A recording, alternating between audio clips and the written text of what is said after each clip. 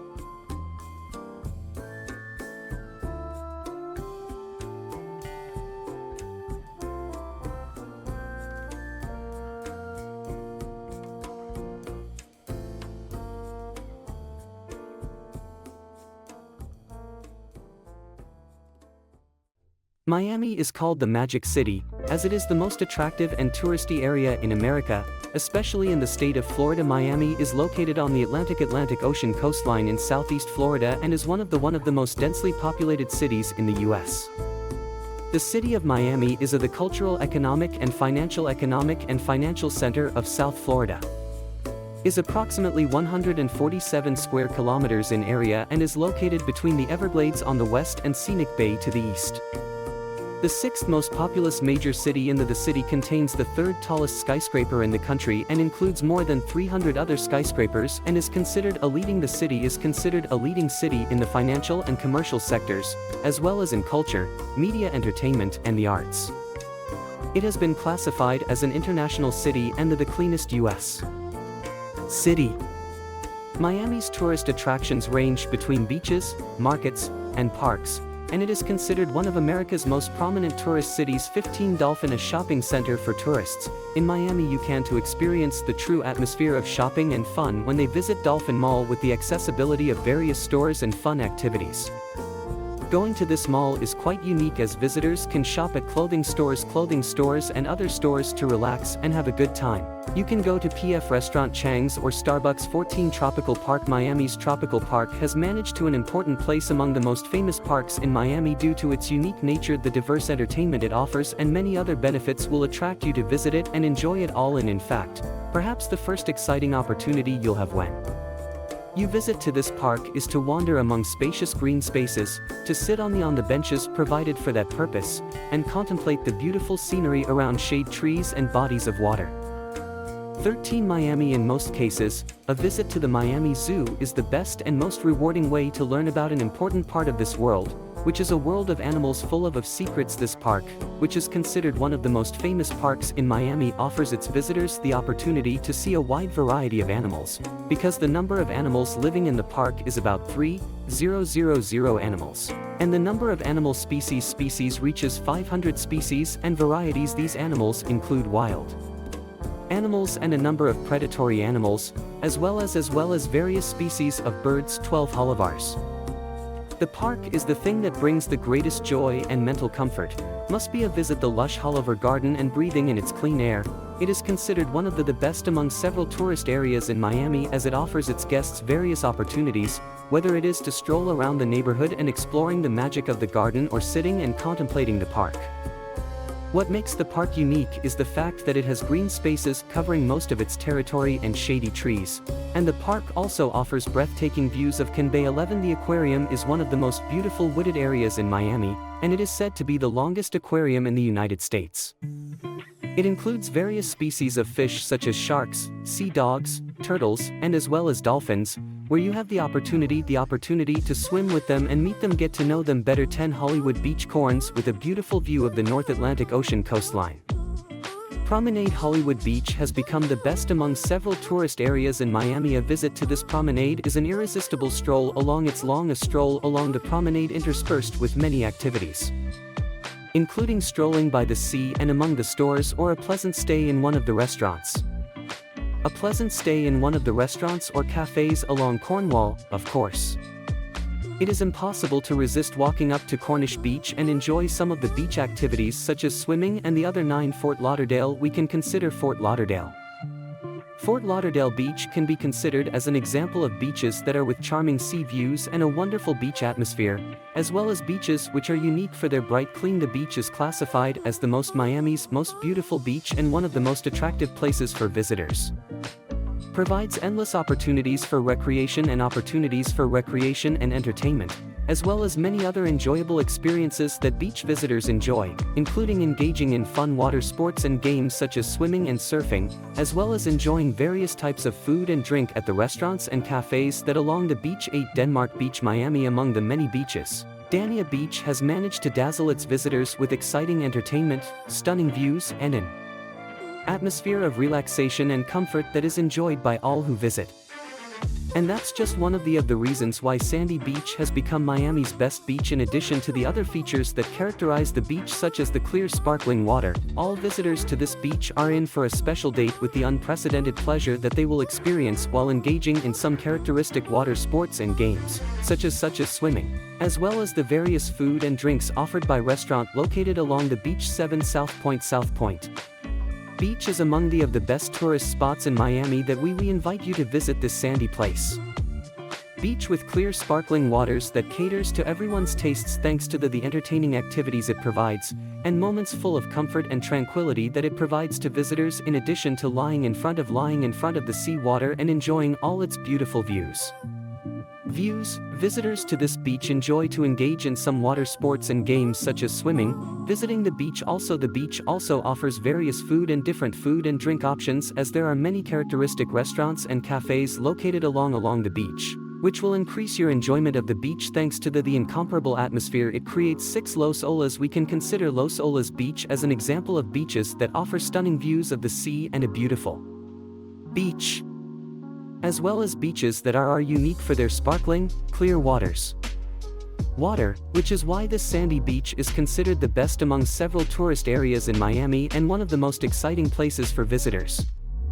Provides endless opportunities for recreation and recreational opportunities and many other exciting experiences for beachgoers, including engaging in a variety of water sports and games, such as swimming and jet skiing, as well as enjoying the variety of food and beverage options at the restaurants and cafes that are located along the beach. Miami. 5 Miami Beach is considered to be one of the most tourist destinations in Miami, which has been attracting tourists from all over since the early 20th. Miami Beach is characterized by a relatively warm climate compared to the rest of the American states around the world, making it a suitable vacation destination for Americans and tourists. As for KOO, mentioning tourist spots in Miami requires mention of KOO Street as an exciting attraction. That street, since the fascinating activities by which this place enchants its visitors, will make you included among the stations that you will want to visit, as it is an outstanding street that offers you different experiences such as wandering between the various stores and spending time at the restaurants and CAF located inside 3 science museums. The Science Museum is located in Miami City in the state of Florida in the United States of America and is considered one of the most important tourist attractions in Miami.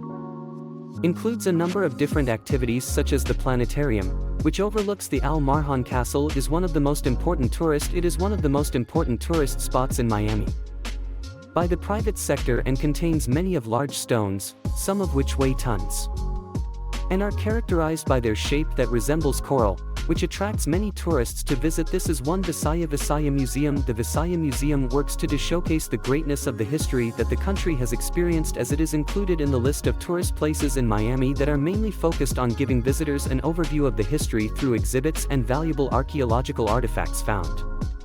And among these exhibits there are exhibits related to the history of the country. To delve into explore the rich history of this, visitors can familiarize themselves with exhibits dedicated to the country's culture, represented by certain crafts.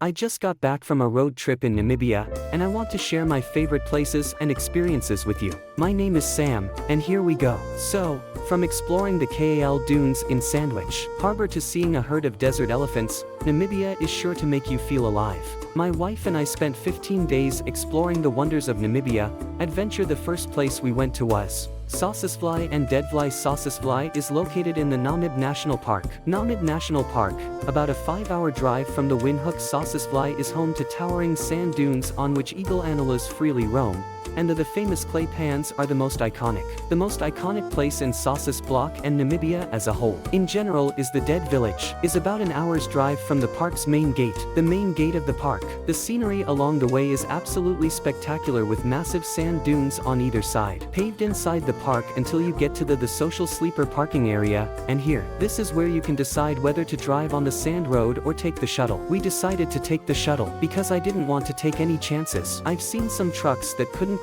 make it through the sand, but if you're confident in your driving skills and you have a good 4-wheel drive car, you can try it. The sand road can be tried if you want to take a shuttle. Costs about $10 per person. Once again, the scenery is just absolutely stunning on the road. When we got to the end of the road, we started the hike to Dead Flea. It took us about 50 minutes of walking along and we finally got to this iconic place. I mean, the Dead Flea is a clay area with the dried skeletons of trees that are thought to have died over 700 years ago. There used to be a river running through the area, but when it dried up, the trees eventually died.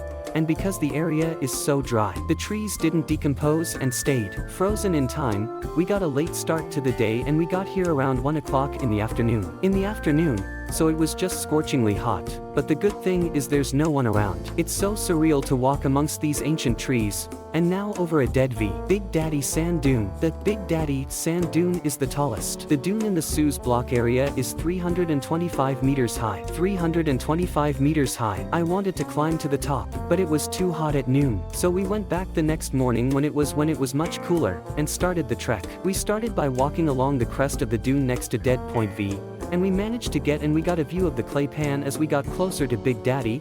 I was just amazed by the scale of the dune. After about an hour and a half of walking, we got to the top where we had the most incredible 360 view of the now desert, and the scenery seemed to go on forever. After resting here for about 30 minutes, we did the most interesting part of the hike, and we went down the dune, and it's the most weird sensation. It's like you're bouncing on the hot sand. When we got to the bottom, I realized how huge that was. The dune was huge. After we started our journey across through the clay soil back to the parking lot, and we went through a mesmerizing deadfall, and then we walked through the mesmerizing dead sand again while we almost got heat stroke, and we walked through the mesmerizing dead flea again while we almost got heat stroke during this adventure. It was easily one of my favorite experiences of our Namibia. After we traveled to Namibia, Swakopmund, we will be traveling to Swakopmund, which is about a 4.5-hour drive from Sossusvlei. Swakopmund is a coastal town that was founded by German colonists in 1892, and the weather here is surprisingly cold compared to the rest of the country. Swakopmund is a great central base to stay at for a few days to explore the sites in the area. Sandwich Harbor. I wanted to come here to visit Sandwich Harbor, which is where the Na Desert meets the Atlantic Ocean, and to get here, you have to have an experienced driver, because you're driving through deep sand all the time, and you have to follow the tides on the tidal side, the Atlantic Ocean, and we went with a company called Sand Waves,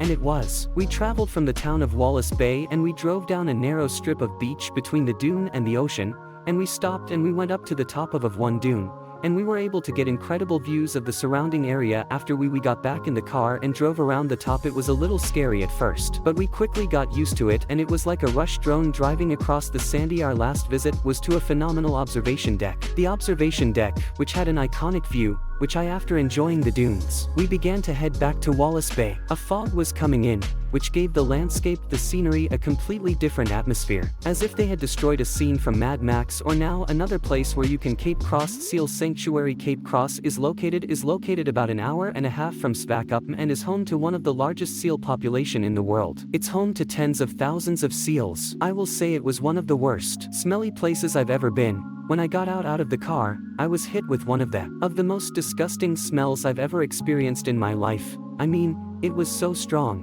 but you get used to it after a while. I'd been with the seals too long. My clothes, my camera, and my hair smelled like seals for a day or two, so just a heads up. If you go, there is a boardwalk that you can walk on, and even some of the seals managed to get on it. Despite the smell, I've had a great time watching the thousands of sails that thrive here. Afterwards we will head inland to the Spitskop to visit Spitskop, which is about a 2-hour drive from Swakopmund. Spitskopa is a massive granite mountain that has been nicknamed the Horn of Africa. The highest peak is about 670 meters above the surrounding wilderness. Now you can camp inside the park or outside. And we had a great time just riding around the Spitskop and enjoying the scenery. And enjoyed the scenery of the area, and it was just crazy. Was planning on going to the top of the mountain, but our guy never showed up, so we'll have to try it next time. I really enjoyed exploring the scenery around Spitskopa. There's a rock arch which offers a unique view of the mountain now.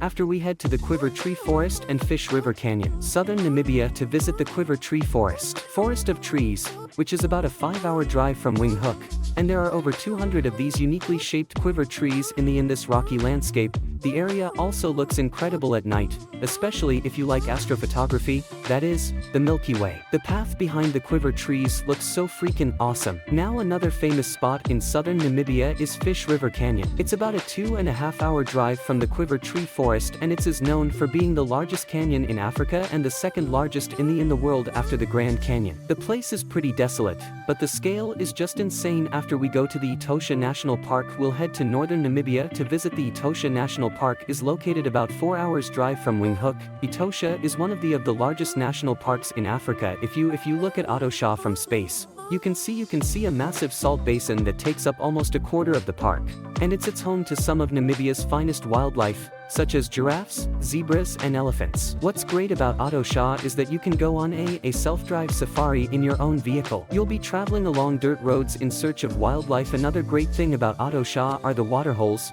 a great place to sit and wait to see what animals will come to drink, especially during the dry season. Another great way to experience Namibia's wildlife is found in private reserves, of which there are many throughout, and they offer luxury accommodation combined with incredible wildlife. The largest reserve in the country is AI. We spent 3 days here, and it was one of my favorite parts of my stay in the country. I have to say, we were one of the last guests before it closed for renovations, and I think it's going to reopen in 2026, so just keep that in mind if you're planning on staying there. Now, while we were in our cabin, we woke up and went out with our amazing guide named Coral, and in our search for wildlife, we saw basically every safari animal imaginable, whether it was a group of cheetahs roaming around a water hole or a pride alliance with their newborn cubs through the bush and looking for game. It's one of the best feelings, and it's just an absolute adrenaline explosion. Some of the animals were very hard to find, so we used a special tracking system to locate them. One day we used it to locate a leopard who was resting on a termite mound. One of my favorite places in Indy was this quite remote area, which had unusually shaped mountains with a small body of water, and this area was home to a lot of wildlife, such as large herds of springbok and wildebeest. And while we were here, we watched 2 big elephants fed 2 big elephants at sunset, and it was just a magical evening and the perfect way to end our. Another cool lodge we stopped at to see the wildlife was at the Uab Game Farm. The farm covers almost 10,000 acres and is now home to a variety of wildlife. The main reason I wanted to go here was to see the white rhinos. There are 3 of them, and they're so interesting to watch them. We were able to go on a number of game drives to see animals such as elands and wild animals, and the scenery here is absolutely stunning. If Epupa Falls, you want to go to the very north Namibia, you can visit the Pupa Falls, which is located right on the border of Angola and Namibia, and is about a 10-hour drive from Windhoek, even though it's far off the road and difficult to access. But the beauty here is well worth the effort. A few cabins and campgrounds to stay in at the waterfall. I particularly like the bob tree trees that grow on the rocks between the waterfalls. A unique place for our final destination, Damaraland and Desert Elephants. We will be traveling to Damaraland, located in the northwestern part of the country, about a 5-hour drive from Windhoek. Damaraland is home to the famous HBA tribes and some of Namibia's most rugged and beautiful landscapes,